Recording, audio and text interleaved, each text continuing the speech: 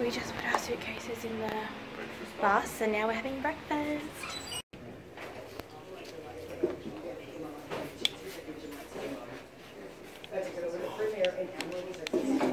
Supposedly they fixed it. I got back on the road. I got 28 miles down the road. The lights all came back on again. And it rained again 5 miles an hour. I turned around. I turned back. I turned around. I turned back. Okay. Where's the breakfast? So we've got another Texas-shaped waffle there. Yeah. What happened to the end of it? You squished it a little bit. I don't know. The channel's no good. Do you want a muffin? There's muffins there. Nah, I'm good. Are you sure? Yeah. For a snack? Nah, I'm alright. I just had the other one. I just had a yogurt and having an apple. Huh? I will still have the other one. Yeah, but it's probably not going to be like the best.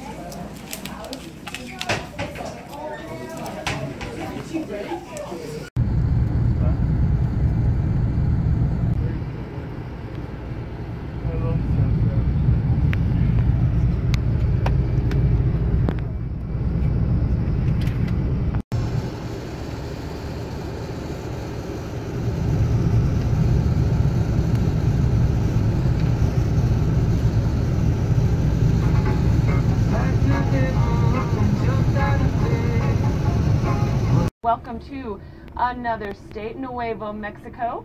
Santa Fe in Spanish means holy faith, and there's definitely quite a lot of churches around this area. I'm going to be kind of trying multitasking, so like forgive me if I get a little distracted. But when we get down to the plaza, I'm going to do a little bit of a walking tour so you guys can kind of see the main sites, check them off your list, make it a little bit easier for you, and then let you guys loose for lunch. So,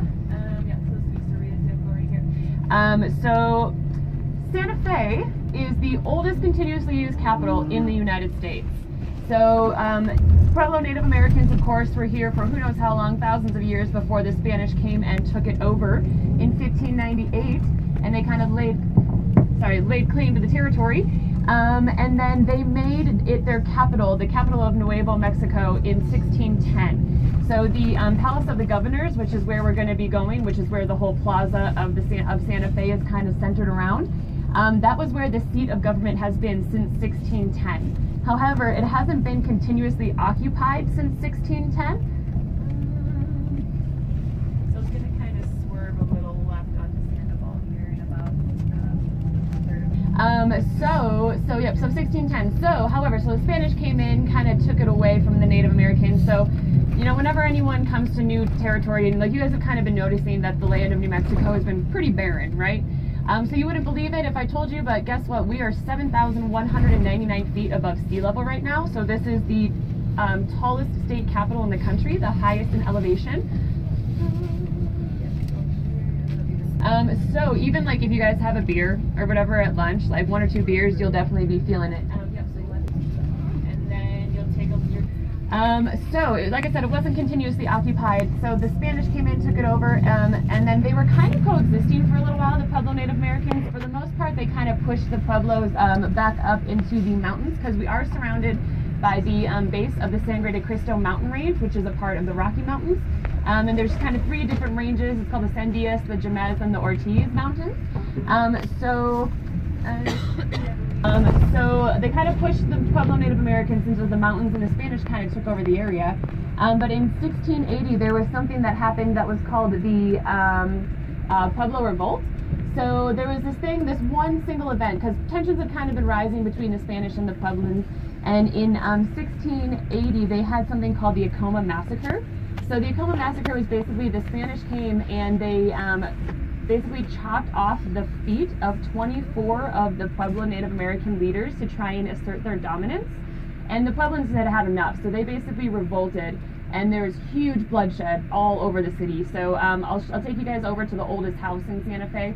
It's an 800-year-old, well, the structure of the inside is 800-year-old adobe structure that has been renovated a bit since then. But outside there, there's tons of bloodshed around from the Acoma Massacre. They dug up or unearthed bones around there. And it's kind of meant to be haunted because it was meant to be like a powerful medicine man that owned that house. But tons of bloodshed, you know, they had had enough. So they took back Santa Fe for only 12 years. In 1892, the Spanish came back and they basically got it without a fight. So 1892, that all happened, and then so this territory basically went back and forth, the same with Texas.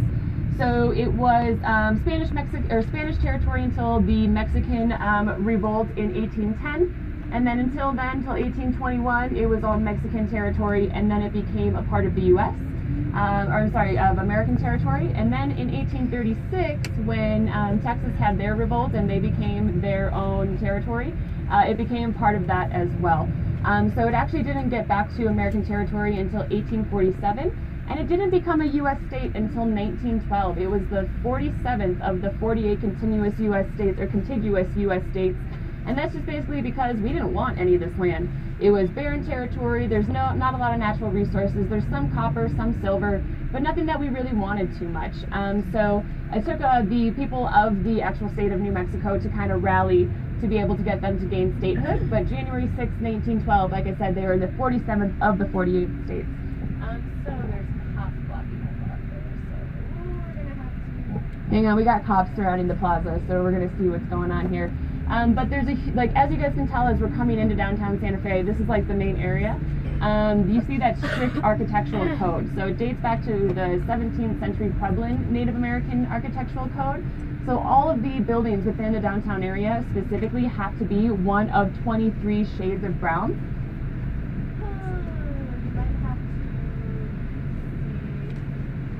As you can already tell as we're coming in, little art shows everywhere. This is a huge, huge art district. Like I said, third largest art market in the U.S. outside of New York and L.A.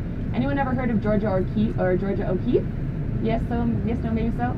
She was an artist that really showcased the natural landscapes of the Southwest in her paintings, and she made Santa Fe her home.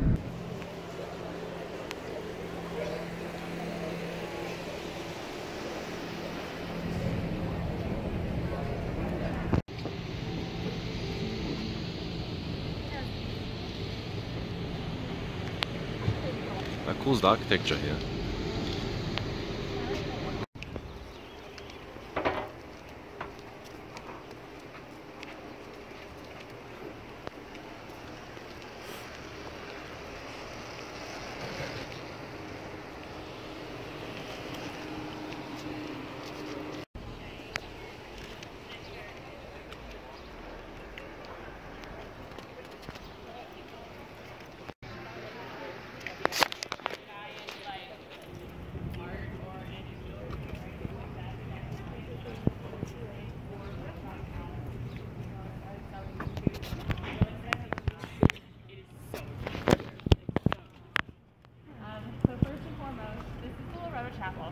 And you see the sign Miraculous Stairway. Have any of you guys ever seen History's Mysteries? Or heard of the show History's Mysteries, where they go in and they try to dispel mysteries as like, oh, how did something get built like that in that time? Anyways, the Loretto Chapel was on that show because inside of here there's a spiral staircase that's suspended to nothing, basically. So it was built in 1873 like it says, but when it was finished, so they have a 22nd foot high second level choir loft up there. And the guy who took it over, Jean-Baptiste Lamy, he basically gave this chapel to the Loretto sisters to be able to be under their jurisdiction to do as they please. So they were kind of looking after it. They had a ladder that they would use to get up and down from the first floor to the second floor. But it was really unsafe, really unsturdy. So what they did was they performed a novum. So novum is Latin for 9. So basically what they did was they prayed to St. Joseph for 9 days straight. And at the end of their novum, this random man showed up. And he basically said, you know, I can build you a staircase the way up to the second level to make it easier for you, but there's a few things that you have to agree to. First of all, you can't ask who I am. Second of all, you have to give me privacy. And third of all, you have to give me tools. So he used primitive tools, and he locked himself in here for 3 months. Okay? So at the end of the 3 months, he disappeared. Nobody heard anything from him. Nobody knew who he was. The Loretto sisters never had any chance to be able to ask who this guy was. And when you go in there, it's a spiral staircase that's literally suspended from the top with nothing to support it. And it's all used with material that's not primitive, or that's not, what's the word that I'm looking for? It's not known to this area. So it's all wood that's basically a species that's not anywhere known to this area. So he just disappeared. So what they believe is that it was St. Joseph himself that came and built this miraculous staircase for them. So usually you can go in here and find it for like $3 or $4, but I think they use it mostly for weddings now. And it looks like it's closed in 20 minutes, but I'm telling you, it's nothing like miraculous that you have to spend your time and money on. But if you want to Google it, I mean, you can go into it now if you want to. We're only going to do two more stops. Anyone want to go see the miraculous staircase? Okay. Like I said, you can Google it.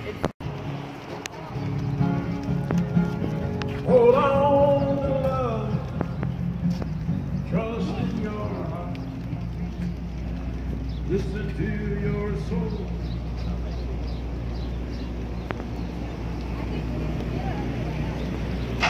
It's the oldest house in the US. 1646.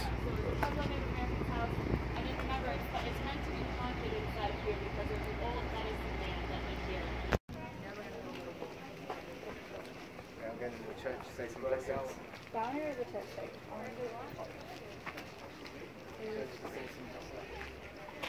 It's the oldest church in US, right next to the oldest house.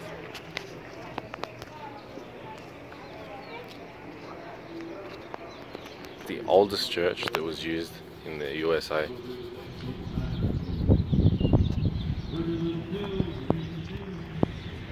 It's right next to that old house, the oldest house.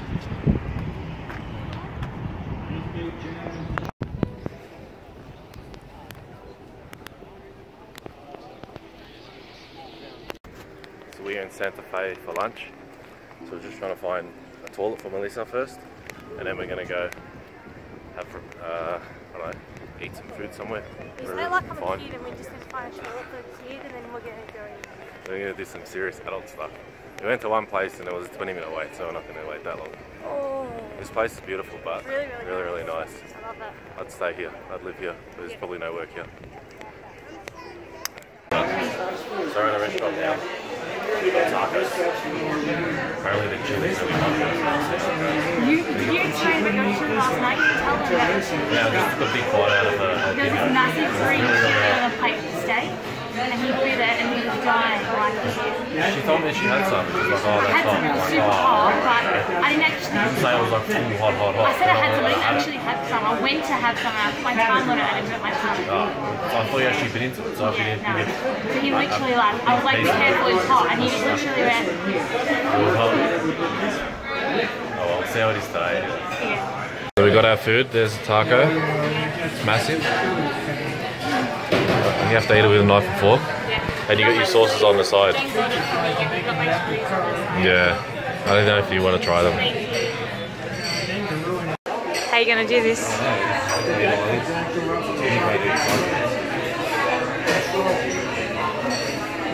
Very worried about the sauce.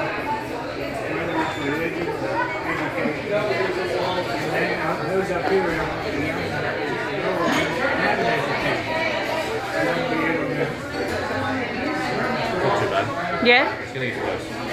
The heat, the spice. Not like a full pizza, like. Ah, but is it nice?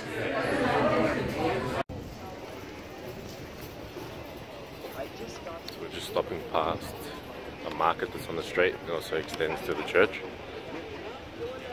So we're just coming to this market on Cathedral Street, I think it's an which is right. There's a large show. Oh, I thought it was a market. It's right next to the cathedral. Looks like a market to me.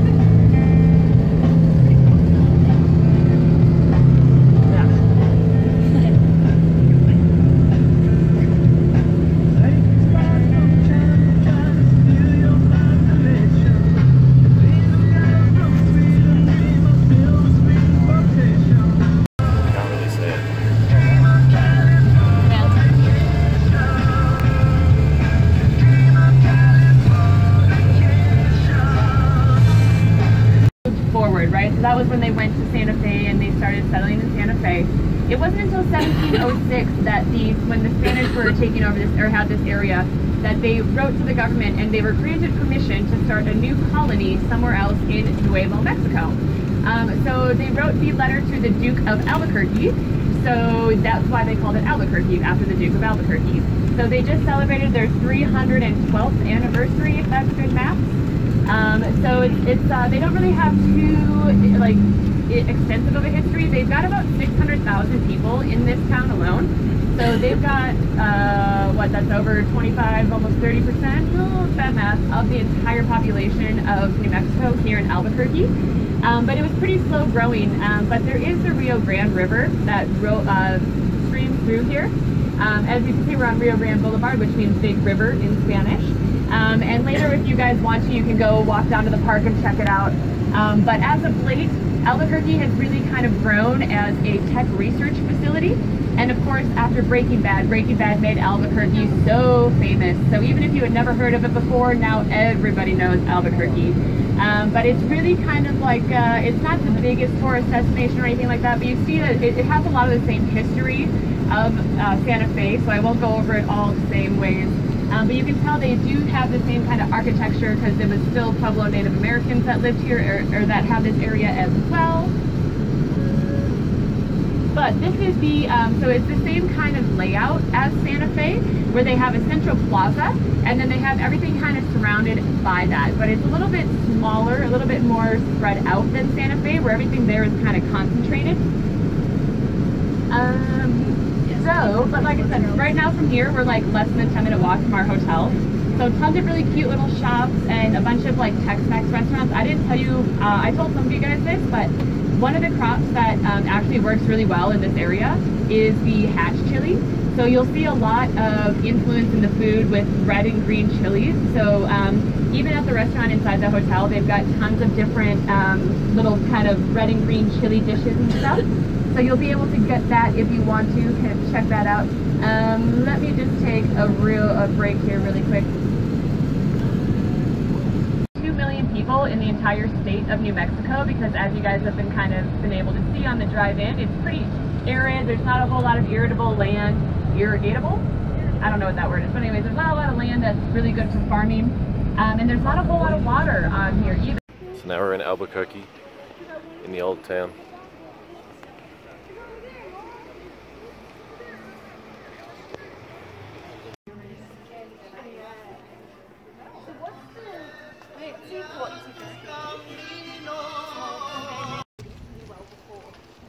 So I prefer to take 3 or 4 hours out of my morning at Vegas to go do a considered racing. Yeah. Breaking Bad.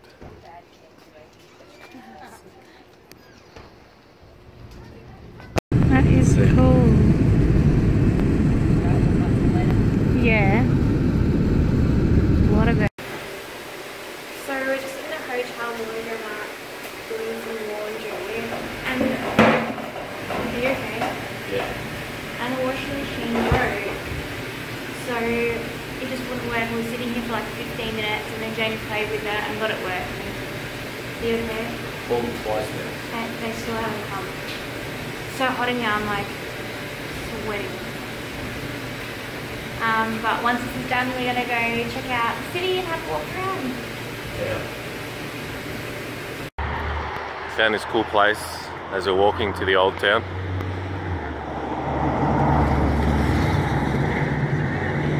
Yeah. Full lowrider and shit. It's cool as.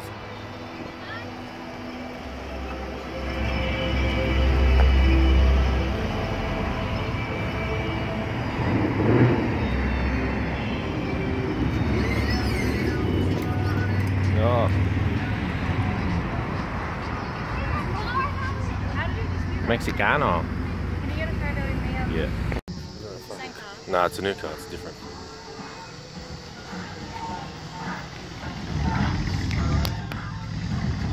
That little boy knows he's so cool. Yeah.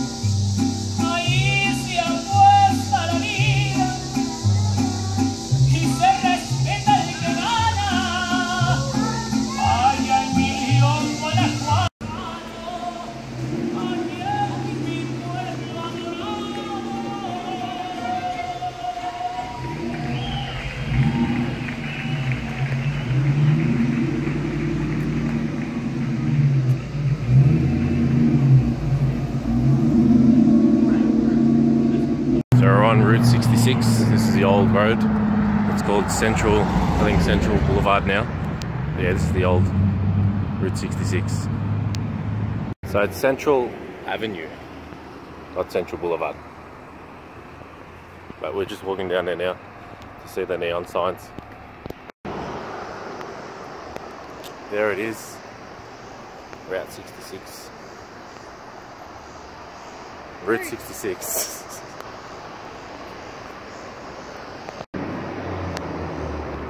We're on Route 66. There's an actual sign and it says it's in Arizona.